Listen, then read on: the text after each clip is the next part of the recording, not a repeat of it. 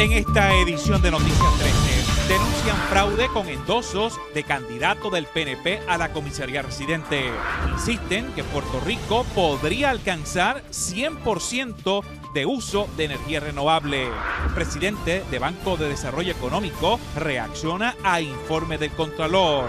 Se descarrila locomotora en el estado de Colorado. Repasamos hoy los encuentros del fallecido presidente de Chile en el Vaticano. Esto y más en esta edición de Noticias 13.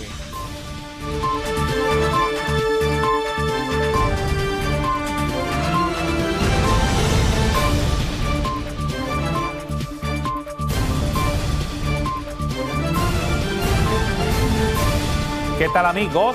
Bienvenidos a Noticias 13. Hoy es miércoles 7 de febrero del año 2024. Vamos a las noticias. Noticia del día.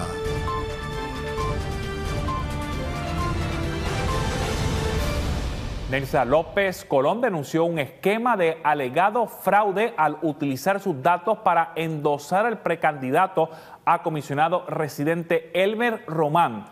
Maranela Martí Rivera nos trae la información y nos dice de quién se trata, Mara. Gracias, Cordero. La viuda de Rafael Hernández Colón sometió una querella en la Comisión Estatal de Elecciones y expresó sentirse indignada ante la situación. La abogada Nelsa López Colón, viuda del exgobernador Rafael Hernández Colón, denunció que el comité de campaña del precandidato a comisionado residente de Puerto Rico en Washington, Elmer Román, falsificó su firma en un endoso electrónico a favor del candidato que Jennifer González prefiere para la posición. López Colón respalda la candidatura de Pablo José Hernández para comisionado residente. No obstante, recibió una notificación por mensaje de texto en el que se le informó que había endosado a Elmer Román. Yo recibí una notificación de que yo estaba endosando a un candidato del PNP a comisionado residente. Y cuando recibí la notificación, busqué la forma de yo poder corregir que yo no estaba endosando a Elmer, porque Pablo José Hernández es mi nieto y está corriendo por el Partido Popular. No hay manera de uno corregir ni responder a ese tipo de comunicación de parte de la Comisión Estatal de Elecciones. Y por tanto me he visto en la obligación de yo venir y expresar ante el pueblo de Puerto Rico y a los legisladores y todos los concernidos de que tiene que haber un sistema en lugar que cuando uno reciba una notificación como esta, que es un endoso a un candidato, que uno pueda decir si eso es erróneo y uno pueda corregir ese error. Alegó que otras personas han sufrido dicha situación y que López Colón había sometido una querella en la Comisión Estatal de Elecciones. Cuando estoy en conversación con el licenciado Guillermo San Antonio, que fue nuestro comisionado, aquí a la oficina de la comisión escribió una persona, llamó y verificamos que es correcto. También de la campaña de Elmer Román, como que ella autorizó un endoso que no ha autorizado. Aparentemente el gestor del endoso de esa campaña es distinto al gestor que aparece tramitando el caso de la licenciada. Y entonces el mecanismo que tenemos es el que ya acaba de adelantar. Tiene que erradicar una querella para que la comisión investigue. Esto es un sistema, ¿verdad?, que no fue ampliamente probado. Yo no tengo quejas, me gusta el sistema electrónico. Pero esto se adoptó en el mes de noviembre y un poco están saliendo este tipo de cosas que ponen en entredicho algo que quisiéramos proteger. Gerardo Toñito Cruz, secretario general del PPD, recalcó que era necesario que López denunciara la situación para que la Comisión Estatal de Elecciones atendiera el problema que enfrentaba el sistema. A diferencia de los independientes, donde esto lo maneja el secretario de la Comisión Estatal de Elecciones, los endosos de los candidatos a los partidos lo manejan, lo reciben, lo ven solamente la unidad de validación de un partido político. Por eso es importante que en este caso ella como electora, ¿verdad?, al percatarse de este acto fraudulento lo denuncie, porque si ella no lo hace, no hay forma que el Partido Popular vea este endoso. No, yo no veo los endosos de los candidatos del PNP como el PNP no ve los endosos del Partido Popular. Si estas cosas no ocurren como ella lo acaba de hacer, no hay forma de advertir a la comisión. Tenemos un problema de vulnerabilidad en el sistema de endoso que acabamos de adoptar. El funcionario autorizado que alega haber recogido el endoso se llama Abimanuel Hernández Calderón, quien supuestamente es oficial en el Departamento de Corrección e hizo 3 donativos de $250 a González en agosto del año pasado. Nelsa López confía en que la denuncia sea escuchada, aunque no descartan un proceso legal de sus reclamos no ser atendidos. El abogado Guillermo San Antonio explicó que es un delito grave el falsificar la firma y que apareja pena de cárcel y multas. Además, recalcó que el sistema provee información evidenciaria para proceder de la comisión no escuchar el reclamo. No obstante, confía en que atiendan con premura la situación. La propia ley electoral dice que comete delito grave el que falsifica un endoso, la información de un elector, la toma sin permiso para utilizarla en otro documento, falsifica la firma, falsifica todo. Está catalogado específicamente en el Código Electoral como un delito grave, así que apareja pena de cárcel, apareja multa, y lo que habría que hacer es que la investigación continúe y está toda la información, quién fue la persona que recogió el endoso, quién lo sometió, quién es el candidato que se beneficia. Está toda la información, lo importante es que se haga la investigación correspondiente. Desde San Juan, Yadiel Pérez, Maranela Martí Rivera, Noticias 13. Política.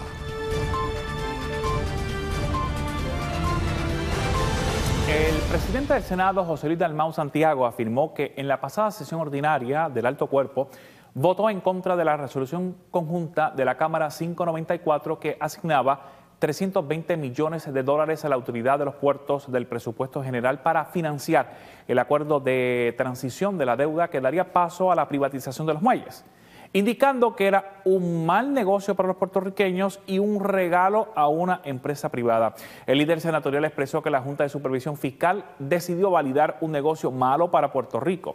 El presidente del Senado afirmó que no se comunicaron con él para hablar sobre esa pieza legislativa. Dijo que solamente recibió en ese entonces una llamada del secretario de Estado, Omar Marrero. Escuchemos y veamos las expresiones. El gobierno del Partido Nuevo Progresista y Pedro Pierluisi contrató o anunció con mucha fanfarria la otorgación de un contrato a Global Ports Holdings para la administración y mejoras a los muelles de cruceros de San Juan por un término de 30 años. Como les dije, esto fue noticia de primera plana y este contrato, como ya es de costumbre, en las alianzas público-privadas, se realizó en cuartos oscuros y comprometía a la Global Port Holdings, a una inversión de 425 millones. En la noticia del periódico, el gobernador Pedro Pierluisi anunció que esa compañía, donde se le otorgó el contrato hace 16 meses, iba a hacer una inversión de 425 millones de dólares. Se planteó que uno de los supuestos beneficios de esa alianza público-privada sería una significativa reducción de la deuda que la autoridad de puertos arrastraba por los muelles de cruceros y que supuestamente ascendía a 250 millones de dólares. No digo yo, lo dijo el gobernador. 150 la deuda de la autoridad de carretera hace 16 meses. Ahora alegan que es de 320 millones. Policíacas.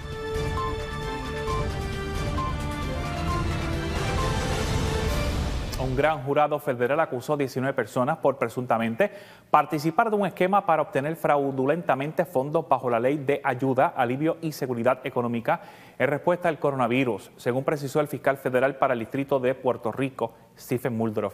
A los acusados se les imputa haberse puesto de acuerdo para presentar entre abril de 2020 hasta febrero del 2024 al menos 30 préstamos del programa de protección de cheques de pago. Estos lograron desembolso de al menos $587,442 en fondos federales. El referido programa al que se alega defraudaron los 19 acusados estaba destinado a ayudar a pequeñas empresas con el pago de su nómina durante la pandemia por COVID-19. Tribunales. El Tribunal Supremo de Puerto Rico rechazó la petición de Luis Irizarry Pavón para revisar la decisión que validó su suspensión como alcalde de Ponce. Así lo informó este miércoles el panel sobre el fiscal especial independiente en comunicado de prensa. El panel indicó que el recurso de la defensa solicitaba que se revocara la decisión del Tribunal Apelativo de Puerto Rico, que sostuvo la suspensión de Irizarry Pavón como medida cautelar de sana gerencia pública implantada por la institución para proteger los intereses del pueblo. Cerramos la cita. Gobierno.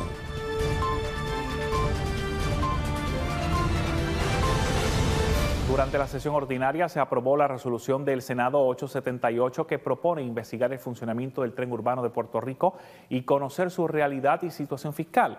La medida presentada por el senador Albert Torres Berríos ordena a la Comisión de Proyectos Estratégicos y Energía del Senado a investigar el funcionamiento del tren urbano para conocer la realidad de su situación fiscal.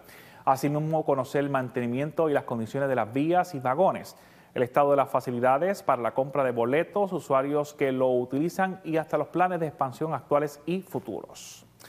Cambiando un poco de tema, el Departamento de Energía de Estados Unidos divulgó este miércoles las recomendaciones finales del estudio que afirma que es 100% posible alcanzar el 100% de energía renovable para el año 2050 y que al mismo tiempo se acentúa la necesidad que la red eléctrica tiene de añadir a corto plazo unos 400 megavatios para lograr su estabilidad. Asimismo, el análisis sostiene que un hallazgo clave es que el despliegue de energía fotovoltaica a gran escala en terrenos no agrícolas es suficiente para satisfacer la carga eléctrica anual total hasta el año 2050 en nuestros escenarios. Amigos, la Comisión Conjunta sobre Informes Especiales del Contralor de la Cámara de Representantes celebró una vista pública para recibir algunos comentarios sobre los hallazgos de la Oficina del Contralor de Puerto Rico sobre la operación de la Junta de Licenciamiento y Disciplina Médica. Es Maranela Martí Rivera que nos informa en el estudio tras haber participado en la vista pública. Cuéntanos, Mara. Gracias, Cordero. La Junta es encargada de regular, licenciar y fiscalizar a los médicos que ejercen la profesión en la isla, además de custodiar los expedientes de médicos licenciados. La Oficina del Contralor emitió el informe de auditoría que comprendía el periodo desde el 1 de junio de 2019 al 30 de junio de 2021. Algunas de las recomendaciones al secretario de Salud fueron asegurar que el presidente y director ejecutivo de la Junta de Licenciamiento y Disciplina Médica cumpliera con la Ley 139 del 2018. El 14 de enero del 22, la Oficina del Contralor de Puerto Rico emitió el informe de auditoría DA-2208. Dicho informe audita el periodo del 1 de junio del 19 al 30 de junio del 21 y dispone las siguientes recomendaciones. Al secretario de Salud, asegurarse que el presidente y director ejecutivo de la Junta cumplan con las recomendaciones de las 2 a las 5, hallazgos 1 y 2. Al presidente de la Junta, ejercer una supervisión efectiva del funcionamiento de la Junta e impartir instrucciones al director ejecutivo y ver que cumpla con las recomendaciones de las 3 a las 5.